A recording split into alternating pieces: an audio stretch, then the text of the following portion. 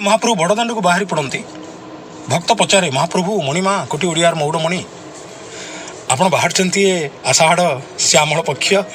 पुष्या नक्षत्र द्वितीय तिथि रे महाप्रभु सत कहले आपण कहा बाहर। महाप्रभु हसी दी उत्तर दिखती तो रे ये यात्रा ना परा पतित पावन यात्रा। तू पतित हेले मुझे पावन करने आ जाचु वर्षक 352 दिन तू मो मंदिर को आसु सब तू कौन मो मंदिर को आसु सब कौन किरानी हाकिम पाखे हाथ जोड़ी ठिया हो हाकिम केवे ना केवे किरानी पाख आसबेनि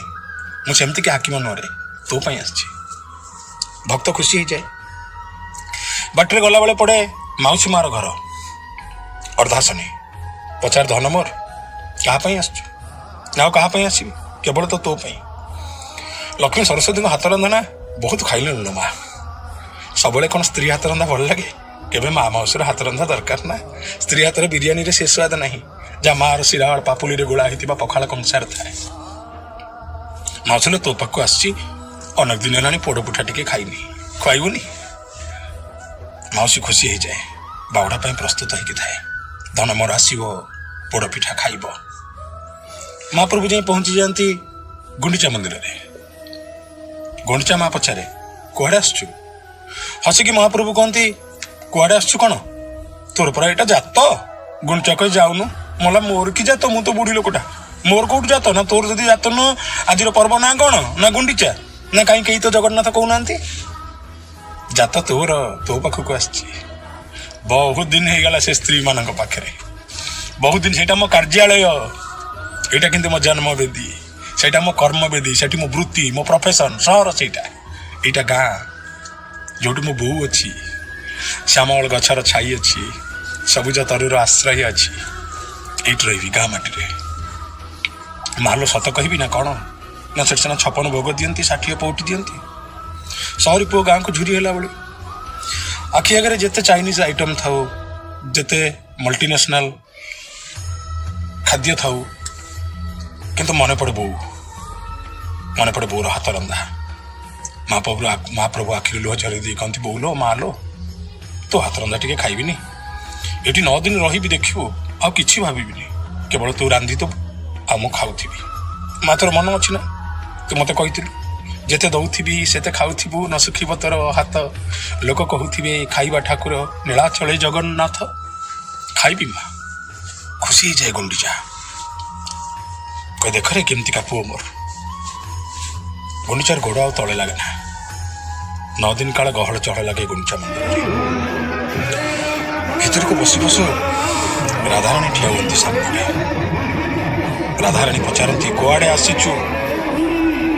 कौन एत दिन मो कथा मन पड़ा जमुना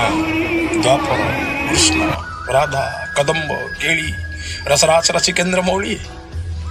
हस्तपद विहीन ही वर्षक थरे आज कड़े आस महाप्रभु कहती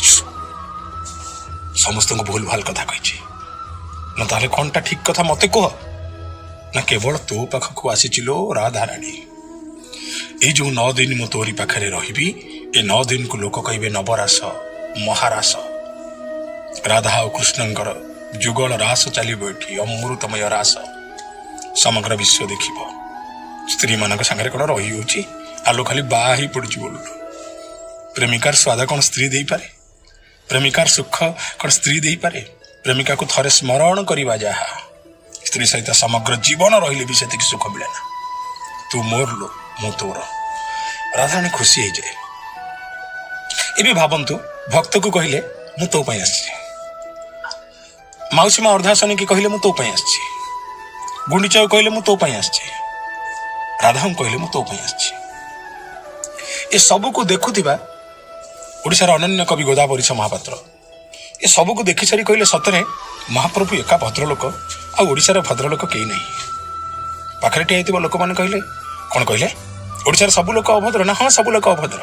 ना महाप्रभु भद्र बोली आपण पाखे प्रमाण कौन अच्छी गोदावरीश महापात्र अल्प परिचित ये कविता कजलपातिया भद्र लोक हे कजलपातिया भद्र लोक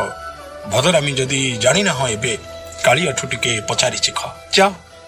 पचार से काठ गोड़ को भद्रामी कौन ना कौन भद्रामी पाखे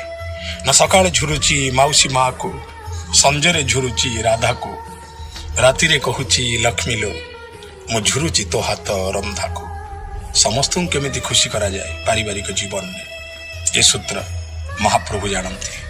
ଆଉ ଯେତେବେଳେ ମହାଲକ୍ଷ୍ମୀ ଆସନ୍ତି ତାଙ୍କୁ କହନ୍ତି ଆଲୋ ନବଦିନ ମତେ ନବଯୁଗ ଲାଗେ, ଶ୍ରୀମୁଖ ନ ଦେଖି ତୋର ଦେଖେ, ତ ମୁହଁ ନ ଦେଖି ମୁଁ କେମିତି ଝଡ଼ିଗଲେଣି, ଏ ବୁଢ଼ୀ ଖାଇବାକୁ ଦେଇପାରୁନି, ଖାଲି ସତ୍ୟ କରିଛି ବୋଲି ଏଠି ଅଛି ଲୋ।